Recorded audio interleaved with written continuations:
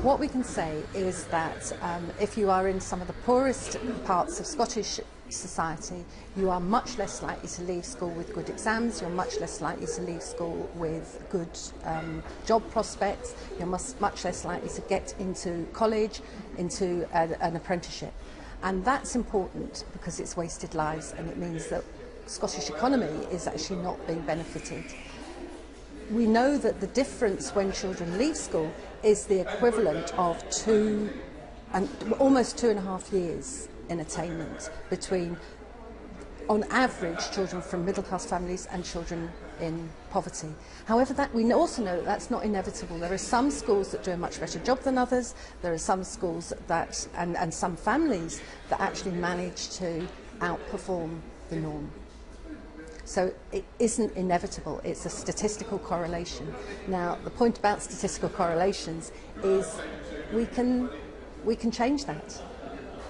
If we go back before the days of the standard grade, even before the days of the O grade, I mean, people who went through schooling at that time, many people left school with no qualifications, or feel that school left them behind. I mean, there have been quite substantial improvements over time in terms of formal education, grasping the potential of young people. So things have improved, right?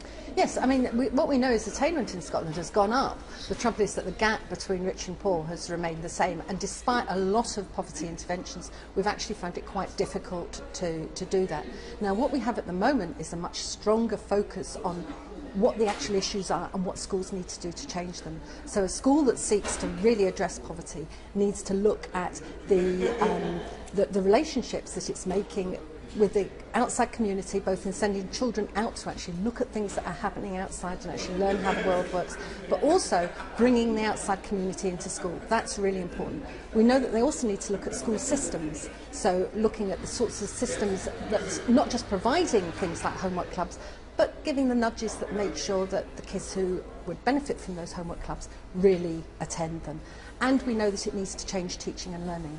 And we know the sorts of interventions that can help with teaching and learning, things like getting children to collaborate, making tasks really purposeful, linking tasks to the outside world, using the experiences that children have in the community in school, so that when children in poverty actually come to school, they actually feel that their home experience is recognised, it's valued, and they can make much stronger connections. So part of what the curriculum needs to do is to build much stronger bridges between the experiences of children at home and the experiences we provide in school. And there's strong evidence about that. You talk about this as if everything is focused in on the school, which may reflect your research. But was it 15% of a child's time is actually spent in the classroom? There's a huge number of other influences. There's home, there's peer group, there's technology opens up a world for young people. So are we putting too much focus on schools as the answer to inequality?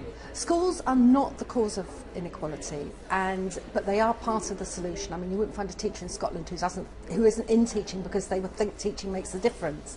You can make a difference to children's lives, and the point about schools is that they can take children beyond the lives they experience at home. You know, a child who's just educated by their parents can be no better educated than their parents. So schools actually can make a very big difference. And a bigger difference than the 15% that they operate in terms of that they occupy in terms of children's life experiences. But what we know about children in poverty is their life experiences are often quite narrow because they don't have the money to go elsewhere. They often their parents don't have the know-how. We know that parents in poverty give their children just as much homework help as middle-class parents. It's just that because the parents are not as well educated, the homework help isn't as useful. So the school needs to recognise that and be providing things like homework clubs that can actually provide that additional support for children. And recognising these very, very, sometimes quite small ways, you can actually build a much wider support system around children that means that they're not just dependent on what they bring, because if we're just dependent on what children bring, then we're never going to change anything at all. You said earlier that attainment has been improving over time, over quite a long time. we're looking at inequality, and the inequality gap seems to widen because the improvement for the bottom end of attainment is slower than the improvement at the top end. So if the focus is on inequality, there's a danger, isn't there, that we actually pull back the improvements for those who are doing well? Yes, well, there isn't a danger of that, but I think that we need to recognise that that is an issue. And I think that some of the models that people have for thinking about education are slightly, they're quite old-fashioned in that when you're creating a school and a school environment, either as a head or a teacher creating a classroom environment, you're actually not just teaching individuals, you're actually creating almost like an ecosystem and making sure that it works really well.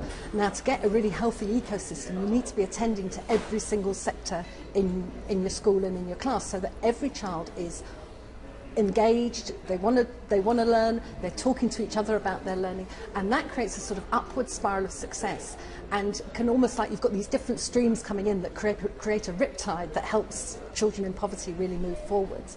Now, we need to be understanding how we can create those riptides for children in poverty. But is there not a tension between closing the inequality gap, which is deemed by many to be an attractive thing to do, and pursuing excellence and supporting those who are most gifted?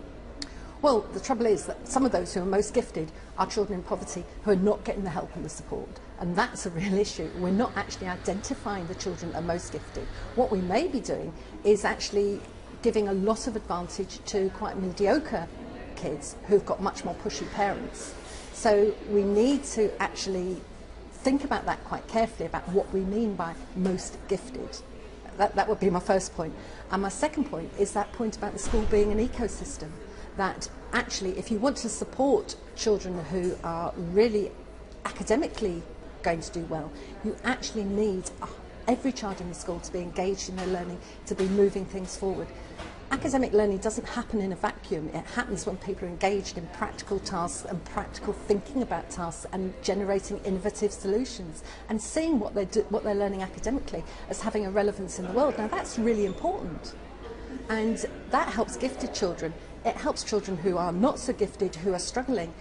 Every child is someone who can go on and actually make a difference to the world. And if you look at some of our leading scientists, they weren't gifted right at the very start of their educational career. You know, Einstein didn't start speaking until he was about 3 or something. So you can't at any one point just say, well, these are the gifted ones and these are the not gifted ones, because actually you don't know what someone's life can become.